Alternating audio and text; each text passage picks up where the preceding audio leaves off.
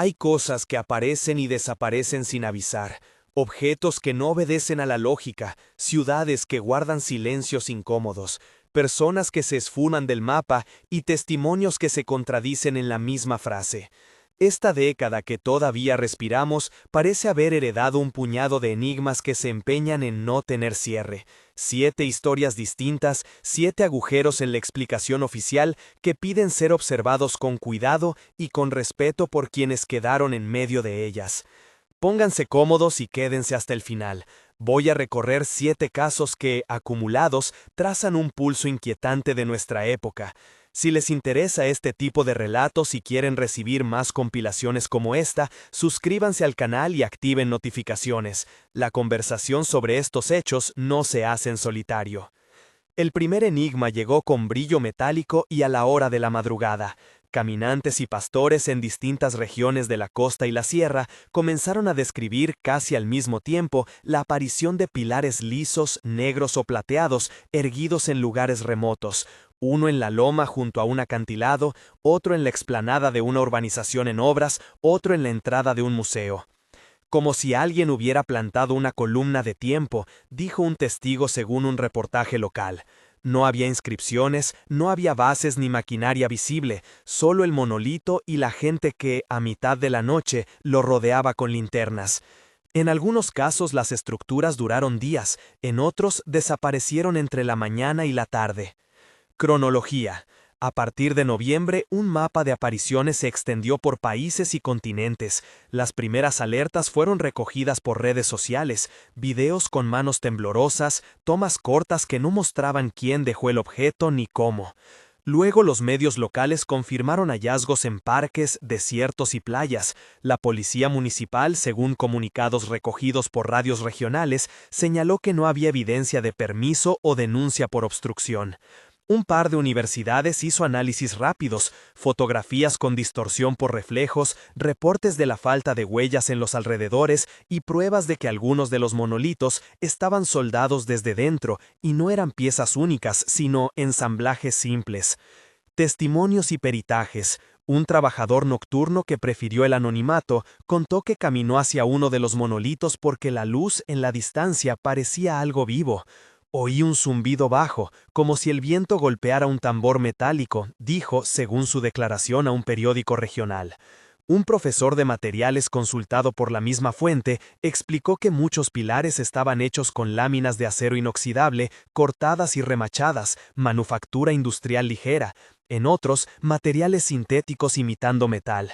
Es posible replicarlo con pocos recursos y coordinar su colocación durante la noche, comentó el experto, sin excluir la posibilidad de performance artística. Teorías. Artistas y colectivos performáticos reivindicaron falseos en algunas ciudades, alegando acción para provocar reflexión sobre el espacio público. Otras hipótesis apuntaron a campañas virales orquestadas por agencias de marketing para productos aún no lanzados. Hubo quienes vieron en el fenómeno una manifestación espontánea de imitadores anónimos, una cadena que se autoalimenta con la viralidad. En el otro extremo, algunos comentaristas más conspirativos sugirieron ensayo de material tecnológico o señal de alguna presencia intencional. Nivel de evidencia. En varios casos, confirmado para intervención humana. En otros, probable pero sin autor identificado. Estado actual.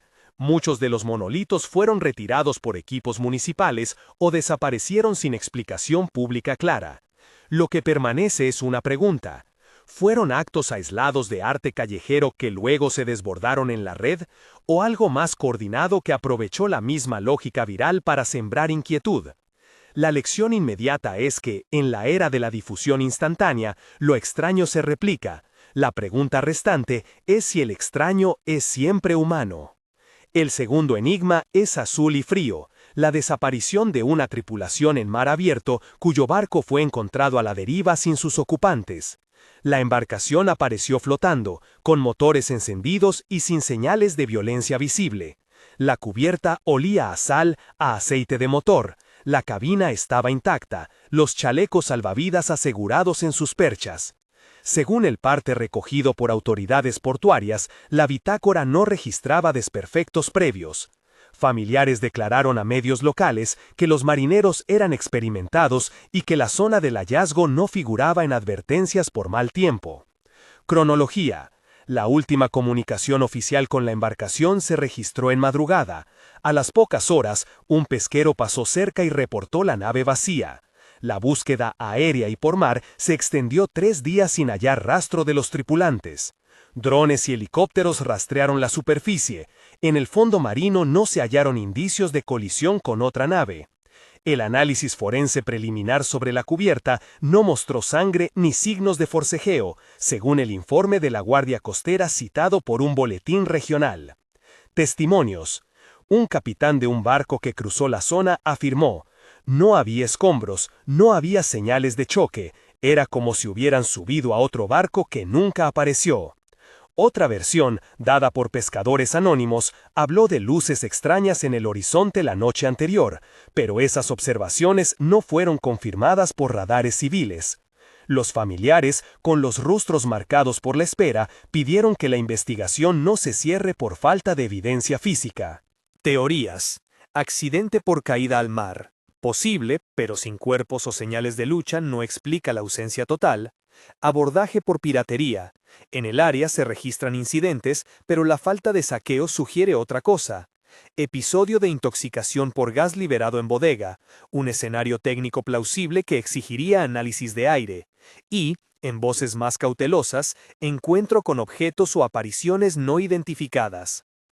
Expertos en rescate consultados por medios marítimos calificaron como inusual no hallar vestigios o restos cuando la embarcación aparece intacta. Estado actual. La causa quedó abierta, con peritajes en curso y la Fiscalía solicitando análisis del lastre y de las comunicaciones.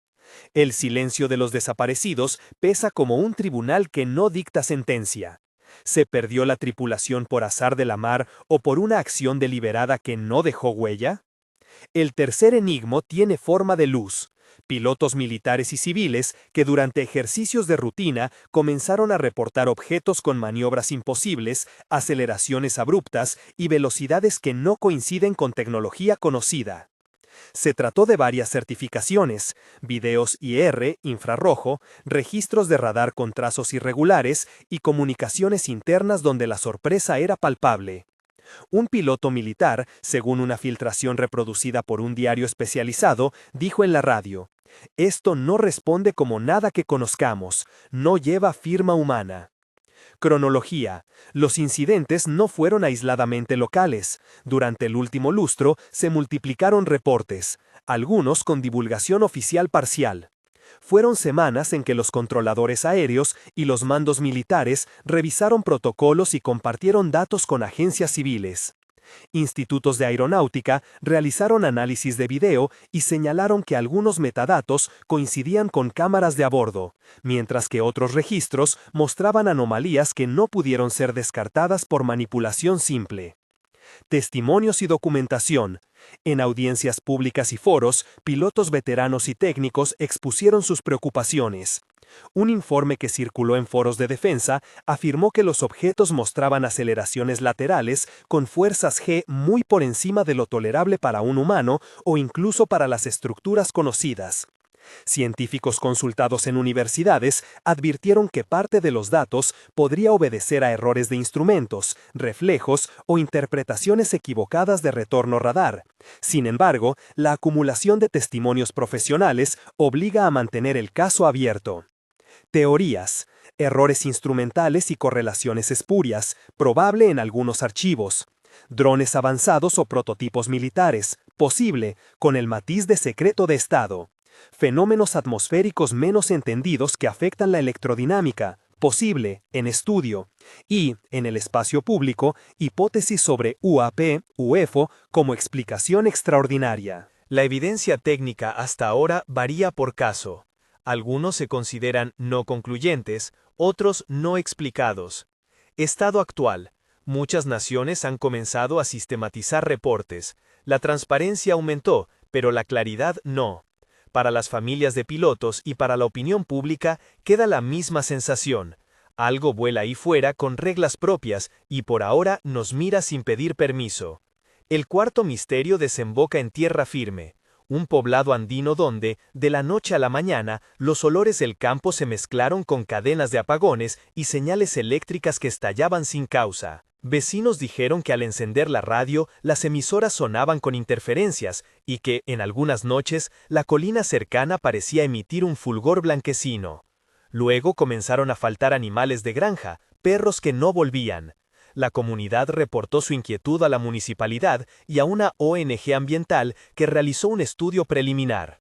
Cronología. Los reportes se prolongaron durante meses.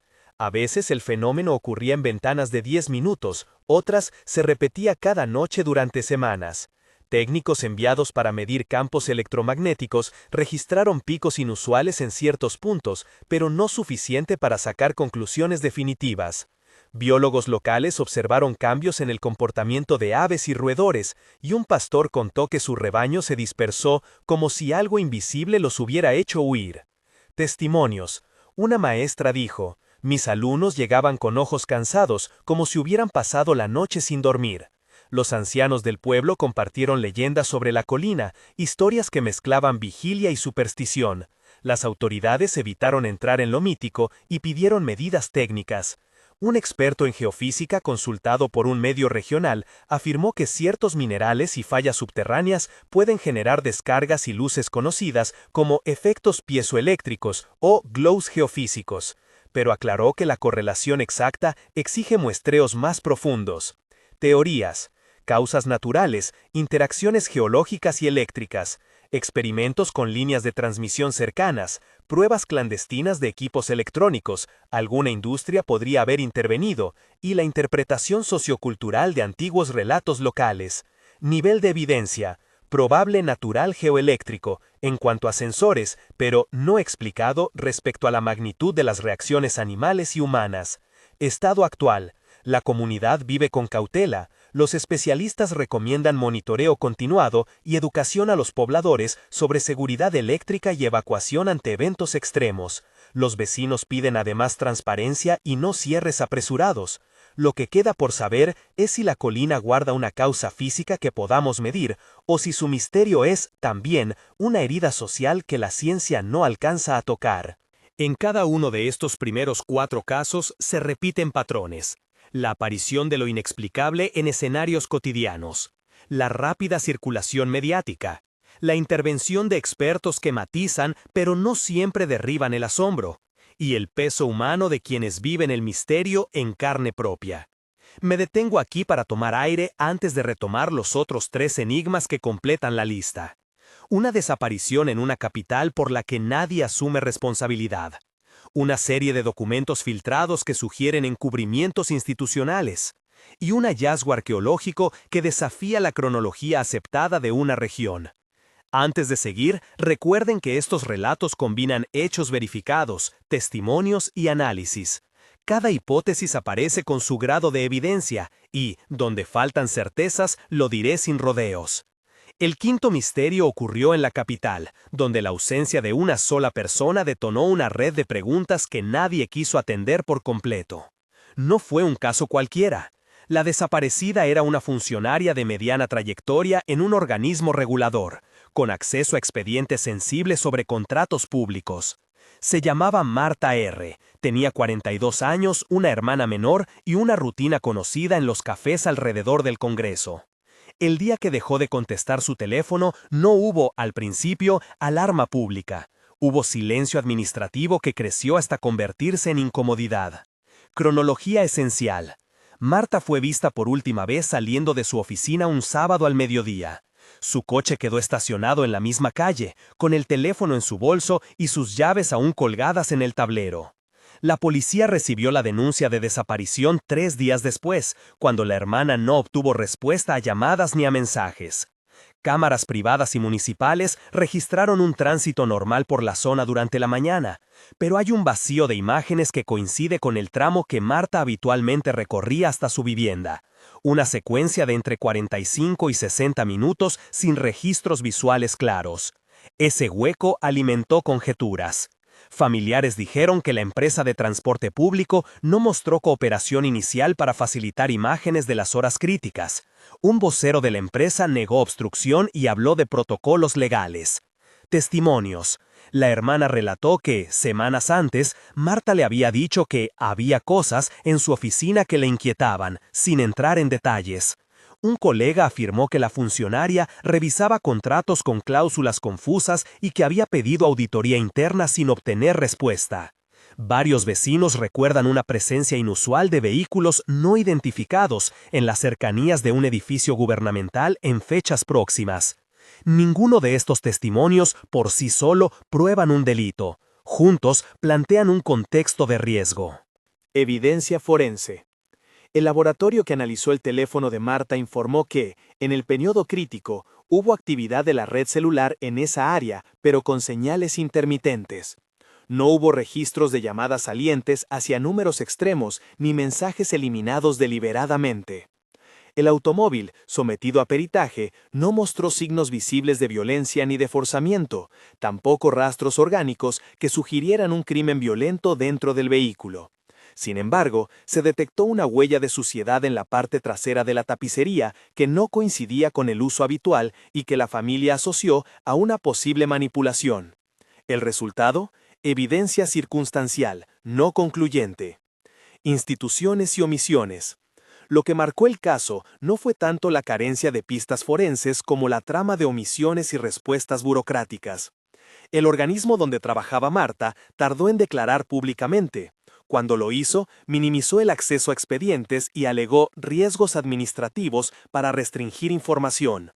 La Fiscalía abrió una investigación por desaparición forzada, pero con pocos avances comunicados a la familia. Periodistas independientes solicitaron acceso a registros de entrada y salida de empleados y obtuvieron documentos parcializados, horas tachadas, sellos que remitían a clasificación interna. Un exfuncionario, que pidió preservar su anonimato por temor a represalias, aseguró que existían unidades de control de información que intervenían flujos de datos sensibles. Su testimonio aumentó la percepción de que la desaparición estaba entrelazada con intereses superiores a una simple vida privada. Hipótesis en disputa. Las explicaciones propuestas por investigadores y analistas se agrupan en 4 líneas principales, evaluadas con cautela según su grado de plausibilidad. 1. Voluntaria retirada temporal. Plausible en casos de estrés o temor, pero contrasta con la falta de señales de preparación, no dejó carta, dinero ni objetos personales. Nivel de evidencia, bajo. 2. Secuestro criminal por motivos comunes, extorsión, ajuste. Posible en cualquier ciudad, pero la ausencia de demandas y la naturaleza de su trabajo lo hacen menos verosímil en la primera lectura. Nivel de evidencia, moderado bajo. 3. Desaparición inducida por actores institucionales. La hipótesis más explosiva. Sostiene que alguien con poder o acceso a recursos puso fin a la libertad de Marta para silenciar información. Está sostenida por indicios de omisión, vacíos en registros y la sensibilidad de los expedientes que manejaba. No obstante, carece de pruebas directas. Nivel de evidencia no concluyente, alta sospecha, baja prueba. 4. Intervención de terceros no estatales, pero con capacidad técnica, grupos que operan en la sombra para apropiarse de datos. Mezcla de delito informático y coacción física. Nivel de evidencia especulativo. Estado actual. Sin Marta, la tensión entre la verdad procedimenta y el deber de transparencia se agudizó. La hermana, convertida en activista, organizó vigilias y presiones mediáticas. Su iniciativa logró que organismos de derechos humanos pidieran medidas de búsqueda y que varias cámaras privadas liberaran material que antes se negaban a compartir. Aún así, meses después del primer hecho, Marta no aparece y el expediente duerme entre diligencias que suman páginas pero pocas certezas. Conexiones con otros casos. La coincidencia de patrones, vaciado informativo, cámaras con lagunas, vehículos sin identificación, no permite una inferencia causativa por sí sola, pero sirve para dibujar la imagen de una ciudad donde la opacidad institucional protege tanto a corruptos como a operaciones que prefieren la sombra. Esa ciudad es además la capital de la nación. La desaparición se volvió, por eso, asunto de debate público. La pregunta persistente: ¿qué se puede ocultar lo suficiente como para desaparecer a alguien sin dejar rastro? Del otro lado del espectro de lo institucional surgió el sexto misterio, una filtración masiva de documentos que, según varios medios, demostraba una práctica sistemática de encubrimiento. Archivos digitales y papeles escaneados aparecieron en la red de forma anónima, y en cuestión de días, distintos portales tomaron fragmentos y los contextualizaron. El conjunto incluía correos internos, actas con secciones tachadas, anexos sobre contrataciones y notas de reuniones donde se mencionaban proyectos prioritarios con presupuesto reservado. Autenticidad y cadena de custodia. Los peritos en documentos digitales evaluaron metadatos, hashes y software de origen. En una muestra representativa, se verificó coherencia en las marcas de tiempo y en las identidades de remitentes y destinatarios reales. Parte de los documentos, sin embargo, mostraba alteraciones menores compatibles con manipulación posterior. Eso no desacredita todo el paquete, pero obliga a tratarlo como evidencia mixta, piezas auténticas junto a inserciones o borrados. Nivel de evidencia sustancial en algunos conjuntos, dudoso en otros. Contenido clave. Entre los papeles había referencias a incidencias que, hasta entonces, no figuraban en los registros públicos. Contratos adjudicados sin licitación, evaluaciones de riesgos suprimidas y comunicaciones que sugieren coordinación para limitar el acceso mediático en casos sensibles. En particular, emergieron archivos que relacionaban a la oficina de Marta con uno de los contratos cuestionados. No obstante, la correlación documental no prueba responsabilidad penal sin cruzamiento de pruebas externas, testimonios, peritajes financieros, órdenes registradas. Reacción institucional. El primer efecto de la filtración fue una defensa aérea de los involucrados. Negaciones formales, despidos simbólicos y anuncios de auditorías internas que varios críticos interpretaron como gestos diseñados para contener el escándalo. Algunos organismos presentaron querellas por violación de secretos, en tanto periodistas y organizaciones de transparencia insistieron en la existencia de información relevante para la ciudadanía. La filtración se convirtió así en un campo de fuerzas. Por un lado, transparencia ampliada. Por otro, resistencia y acusaciones de atentado contra la seguridad institucional. Fuentes anónimas y riesgo a informantes. Entre los documentos figuraban declaraciones de personas que advertían sobre represalias y hablaban públicamente. Diversos periodistas intentaron verificar a esos interlocutores. Algunos aceptaron declarar bajo condición de anonimato y relataron prácticas de corrección de textos en actas para eliminar menciones incómodas. Aquí, la dimensión humana volvió a aparecer con fuerza. La circulación de los papeles no solo reveló presuntas irregularidades, sino que también puso en riesgo a quienes podrían corroborarlas. Nivel de evidencia, alta en lo documental, baja en la demostración de culpabilidad sin más trazas. La filtración desató otra línea de investigación, la figura de oficinas encargadas de clasificar información, de procedimientos de manejo de crisis y de presupuestos de reserva.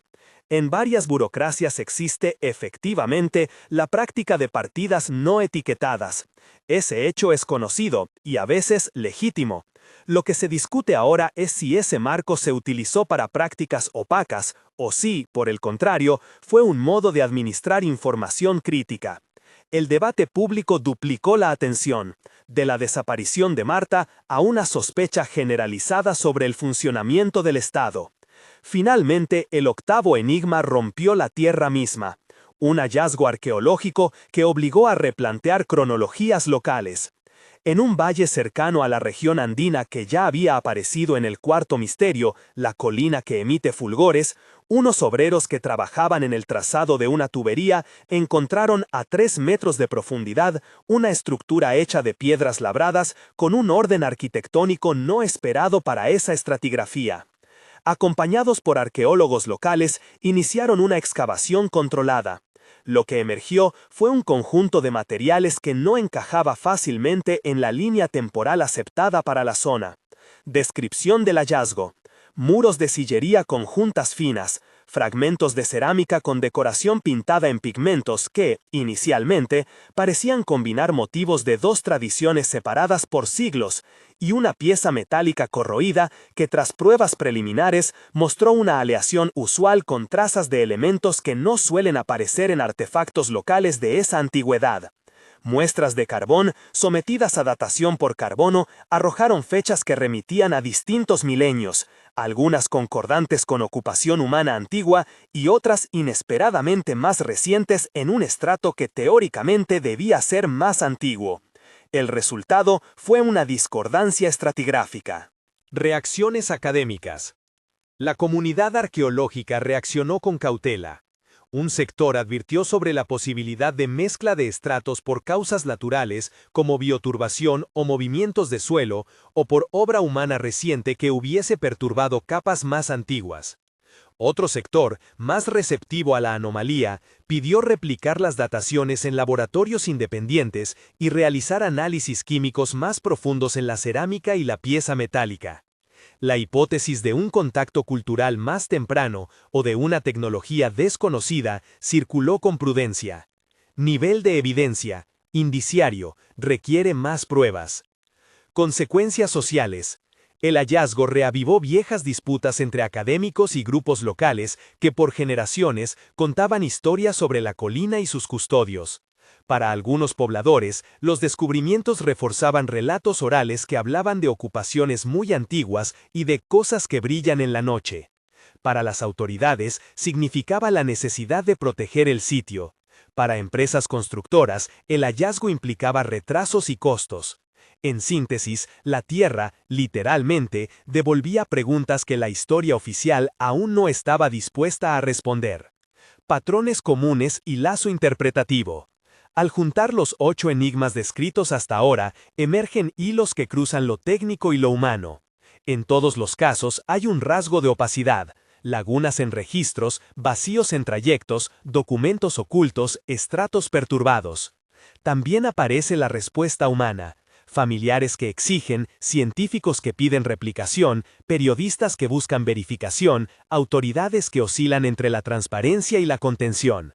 La variabilidad de la evidencia, desde lo probable hasta lo no explicado, obliga a mantener un método, documentar, contrastar, desacreditar lo posible y conservar lo inexplicado hasta que pruebas confiables puedan afirmar o negar hipótesis. Lo que sigue es una fase crítica, vincular datos sin caer en conspiraciones, priorizar la protección de testigos y sitios y someter cada fragmento de información a verificación externa. Porque la línea que separa un misterio resuelto de una narrativa que solo confirma prejuicios es fina y frágil. Pisarla sin cuidado puede enterrar, otra vez, la verdad. En los capítulos venideros conviene seguir 3 rutas paralelas. Profundizar la búsqueda de Marta con métodos forenses ampliados. Trazar la cadena completa de responsabilidad en los contratos filtrados, y someter las piezas arqueológicas a laboratorios independientes, preservando el estrato y la integridad del contexto. Con eso en mente, retomo la nómina de interrogantes pendientes y me adentro en los detalles de la investigación judicial que se abrió por la desaparición, en los peritajes multidisciplinarios ordenados sobre los documentos filtrados y en el programa de dataciones cruzadas que los arqueólogos han dispuesto antes de que la polémica política interfiera con la ciencia. El expediente judicial que se abrió por la desaparición de Marta adoptó, desde su inicio, un ritmo de doble vía. Por un lado, la urgencia policial por reconstruir sus últimos pasos. Por otro, la paciencia técnica exigida por los peritajes que podían transformar sospecha en prueba. La Fiscalía, encabezada por María López, no tardó en ordenar lo que todo caso con aristas científicas demanda: cadena de custodia implacable, protocolos de recolección de muestras y la preservación estricta del contexto arqueológico. No era solo una búsqueda de una persona, era la custodia de un sitio intacto, que, por su propia naturaleza, podía perder su información si se intervenía sin método. El primer grupo que llegó a la colina lo formaron los peritos forenses que ya conocían la topografía del lugar por los reportes iniciales.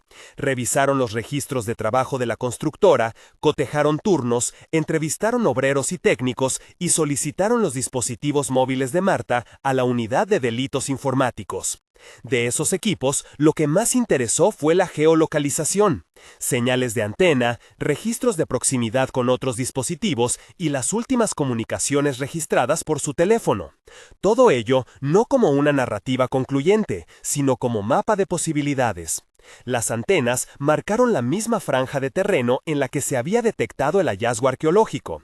Los testimonios de los obreros, por su parte, comenzaron a encajar como piezas de un rompecabezas cuyas aristas eran menos limpias cuanto más se miraba. La vimos discutir con el capataz, dijo, incluso en condición de anonimato, una obrera llamada Nair. No era una pelea, más bien Marta preguntaba por unos sacos que habían metido en una fosa pequeña y por unas cajas que no estaban en el inventario. El capataz sacó la mano y dijo, no te metas donde no debes. Al día siguiente ella no vino. A partir de esa declaración, los investigadores relanzaron la línea de tiempo y pidieron el registro de entradas y salidas de la obra. En los contratos filtrados, aquellos mismos que habían encendido sospechas sobre adjudicaciones y cláusulas opacas, se apreciaban firmas y sellos que, a primera vista, parecían legítimos. El juez Ortiz consideró prudente encargar un peritaje documental. Especialistas en grafística, analistas de tintas y técnicos en metadatos revisaron cada pliego, cada anexo y cada factura. Lo que emergió fue una mezcla de maniobras, cláusulas reescritas a mano, copias fechadas en días distintos a los originales y facturas que señalaban subcontratistas inexistentes o con domicilios ambiguos. El análisis contable, por su parte, fue implacable en desmontar la apariencia formal de las adjudicaciones. Un perito en lavado de activos señaló que flujos de dinero salieron de la cuenta de la empresa constructora hacia una red de sociedades de papel, algunas con domicilio en paraísos fiscales, y que, en fechas coincidentes con las interrupciones en la obra, hubo transferencias hacia cuentas personales de un directivo cuyo nombre coincidía con el del representante legal exhibido en los contratos. No era una prueba absoluta de delito, pero sí de una voluntad. La contabilidad mostraba rutas que justificaban una pesquisa administrativa profunda. Mientras la Fiscalía armaba el andamiaje judicial, los arqueólogos conjuraron su propia red de protección científica. Ariadna Sosa, la directora del equipo académico que había asesorado a la municipalidad, pidió explícitamente la intervención de laboratorios independientes con acreditaciones internacionales. No podemos permitir que la política de corto plazo dicte si conservamos un contexto o lo destruimos, dijo en la sesión donde se acordó la remoción controlada de capas y la toma de muestras para datación. Se acordó enviar cerámica, carbón y fragmentos de sedimento a laboratorios de 3 países distintos para datación por radiocarbono, AMS, y para análisis de isótopos. La pieza metálica corroída, por su parte, fue enviada a un laboratorio de metalurgia con capacidad de microscopía electrónica, análisis de inclusiones y espectrometría de masas para determinar composición elemental e isotópica. Los resultados preliminares no tardaron en llegar, y lo hicieron en gotas que multiplicaban la ambigüedad. Las dataciones por radiocarbono, replicadas en 2 laboratorios independientes, confirmaron la presencia de material orgánico con edades contrastantes. Algunos fragmentos se ubicaban en el primer milenio antes de nuestra era, otros en períodos mucho más tardíos. Los sedimentos, analizados por micromorfología, mostraron señales de mezcla, raíces antiguas, canales de pequeños roedores y capas plásticas que podían explicar cierta perturbación, aunque no bastaban para justificar todas las discordancias.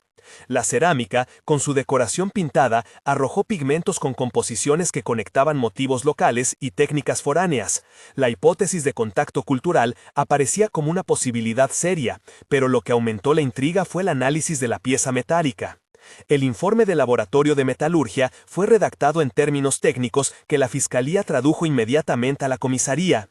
La aleación tenía, junto al cobre y el estaño esperables, trazas de elementos que requerían explicación.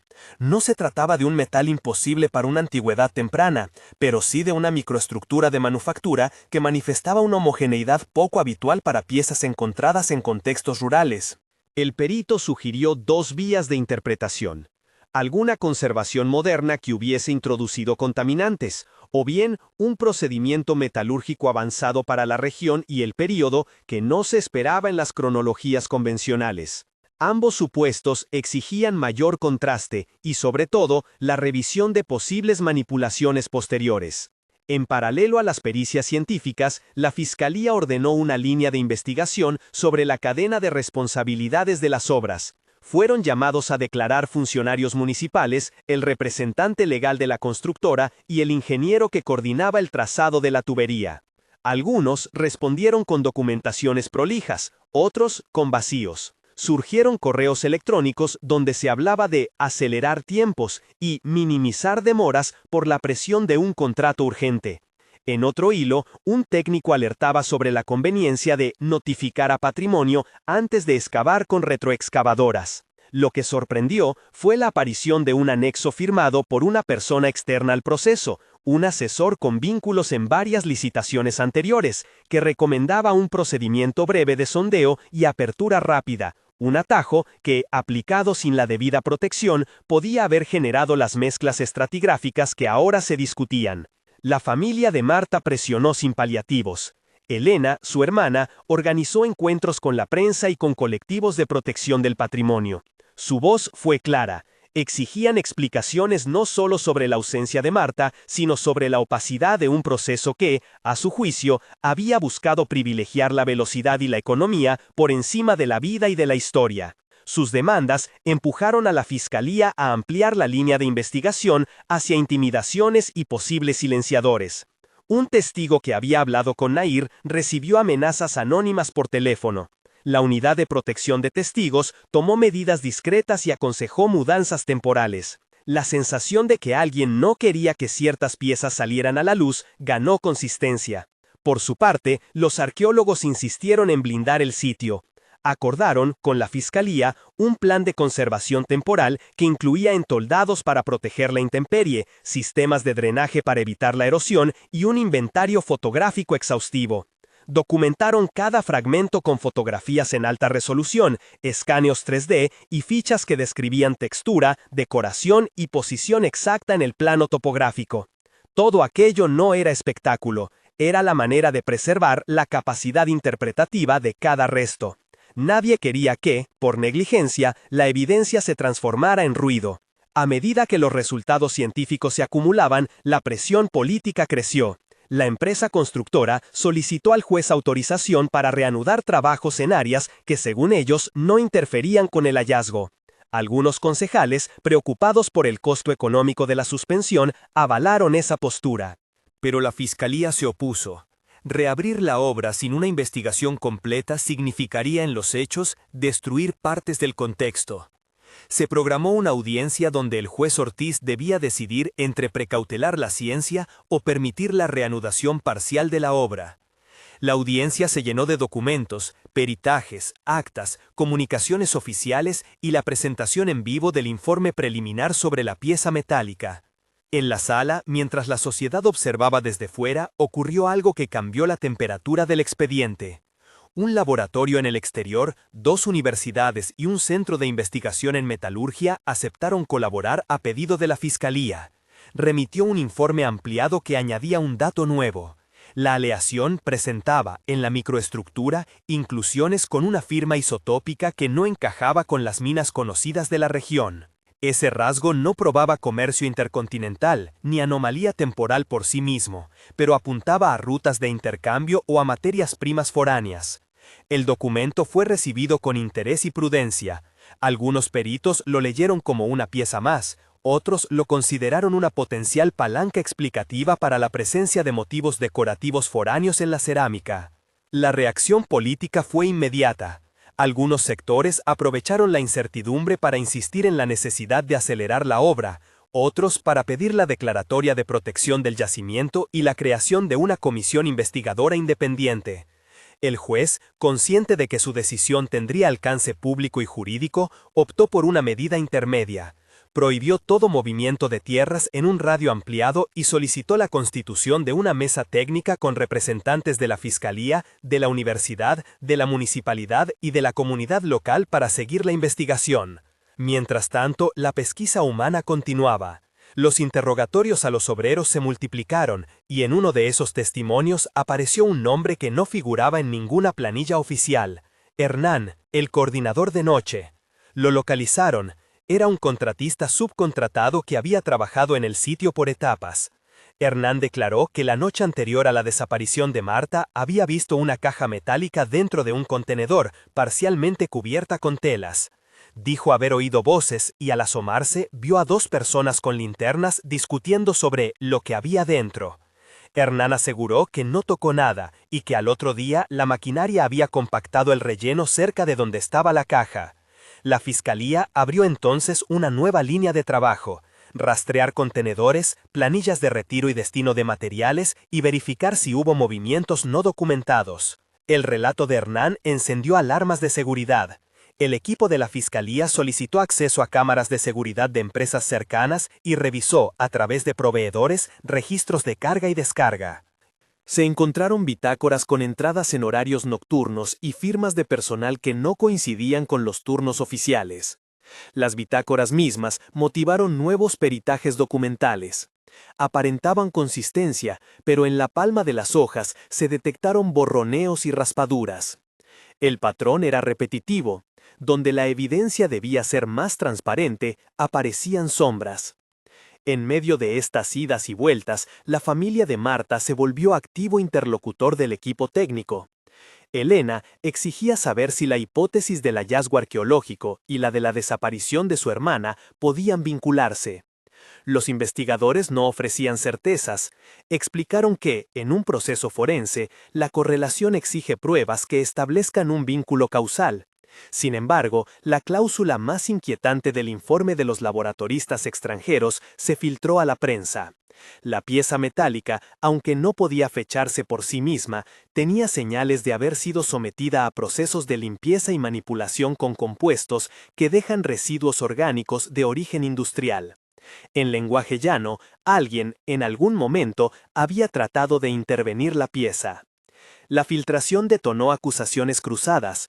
Partidarios de la protección del patrimonio culparon a la constructora. La empresa, a su vez, denunció a grupos locales por activismo destructivo y pidió transparencia en las bancas de la investigación. La fiscalía denunció intentos de obstaculización, documentos desaparecidos de archivos municipales y audio files borrados de servidores internos. Los peritos informaron que en algunos casos la degradación artificial de archivos digitales puede ser detectada y trazada, lo que abrió una investigación paralela sobre manipulación de evidencias digitales. La noche antes de la audiencia definitiva, una llamada anónima llegó a la casa de Elena. «Deja que la tierra diga lo suyo», fue la voz que colgó tras pronunciar la frase. La familia instaló una guardia improvisada. La fiscalía, mientras tanto, pidió protección policial discreta. Nadie sabía si la llamada era un mensaje intimidatorio o un intento de desviar la atención. El día de la audiencia, en la sala del tribunal, el juez, papel en mano, tomó una decisión que suspendió momentáneamente la escalada.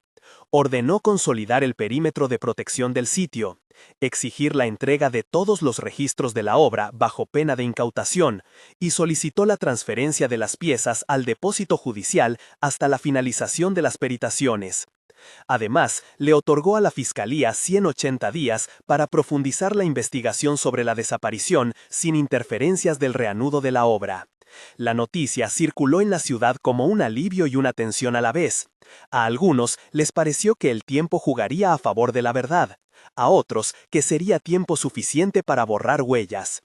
En el seno de los equipos científicos, la jornada posterior a la audiencia se caracterizó por la concentración. Los laboratorios extranjeros profundizaban análisis isotópicos y uno de los grupos propuso una prueba complementaria: comparar las trazas elementales de la aleación con una base de datos global de metales de importación y de técnicas de refinación.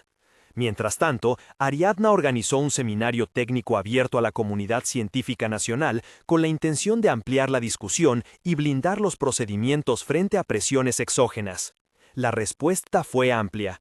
Llegaron expertos en conservación, en geoquímica, en paleobotánica y también antropólogos que insistieron en la necesidad de escuchar las voces locales, de integrar el conocimiento tradicional y las historias de la colina en la lectura del sitio. Y sin embargo, el enigma no cedía. Cada respuesta técnica abría nuevas preguntas. La mezcla estratigráfica, lejos de ser descartada, empezaba a mostrar una biografía compleja del lugar, ocupaciones sucesivas, usos distintos en distintas épocas y quizás episodios de intervención más recientes que no tenían por qué ser maliciosos, pero sí eran relevantes para la interpretación científica. La Fiscalía, mientras tanto, intensificó la búsqueda de rastros más directos sobre Marta, un rastro de calzado, prendas, alguna marca que permitiera un hallazgo concluyente. El equipo canino no reportó una pista clara y los rastros documentales también ofrecían más sombras que luces. Cuando la noche se cerró sobre la colina, hubo un movimiento que nadie esperaba. Un laboratorio local que había trabajado con materiales menos delicados informó un hallazgo indirecto y potencialmente explosivo. Entre las muestras de sedimento hallaron microfibras sintéticas impregnadas en un terfil que teóricamente debía ser antiguo. Las microfibras correspondían, según el peritaje preliminar, a materiales de confección modernos. Su presencia allí podía explicarse por contaminación reciente, por intrusión de basura moderna o, en el peor escenario, por manipulación deliberada del registro. La Fiscalía tomó nota con cautela. Si la manipulación voluntaria se probaba, las consecuencias penales y científicas serían severas. En los pasillos del tribunal y en los cafés donde la prensa discutía el caso, la pregunta que nadie podía responder con seguridad era la misma. ¿Por qué alguien habría querido alterar contextos arqueológicos y, al mismo tiempo, silenciar a una mujer que preguntaba? Las hipótesis flotaban, desde el interés económico de un proyecto que debía terminarse con rapidez, hasta la posibilidad de que elementos hallados tuvieran un valor simbólico o comercial que excediera lo primario. La cautela científica seguía recomendando repeler atajos interpretativos, la urgencia humana exigía respuestas rápidas. Fue en ese ambiente tenso que la investigación recibió una llamada del laboratorio extranjero que coordinaba las dataciones. Requerían más muestras, específicamente carbón adherido a la pieza metálica, y propusieron un procedimiento de remuestreo que solo podía hacerse en condiciones de total seguridad. La Fiscalía autorizó el traslado de las piezas al depósito judicial con la condición de que las extracciones se hicieran en presencia de peritos designados por todas las partes. Nadie quería que una nueva manipulación se convirtiera en excusa para desacreditar todo el trabajo. Así, mientras la ciudad contenía el aliento y la familia de Marta esperaba noticias que aún no llegaban, los peritos se prepararon para una operación minuciosa. Un corte en laboratorio que debía extraer con la mayor sutileza posible los restos adheridos a la pieza metálica sin comprometerla. Si de allí emergían residuos que pudieran fecharse o vincularse con sustancias industriales modernas, la historia de la colina y la de la desaparición de Marta podrían empezar a converger en un relato más claro. Pero si el procesamiento no ofrecía conclusiones, la posibilidad de una mezcla compleja, accidental o intencional permanecería. Cuando los peritos preparaban el quirófano del laboratorio, aún no se sabía que, fuera de las salas oficiales, las mismas fuerzas que habían manipulado documentos y rutas financieras observaban con interés los movimientos científicos. El enredo, que ya mezclaba arqueología, derecho y vida humana, seguía creciendo detrás de las cortinas de la ciudad, y cada nueva medición parecía empujar más lejos la frontera entre lo que puede ser probado y lo que se debe aceptar como incierto. La operación de muestreo comenzó al amanecer. Los presentes sabían que aquel minuto de laboratorio podía definir el rumbo de meses de investigación y que cualquier error sería irreparable.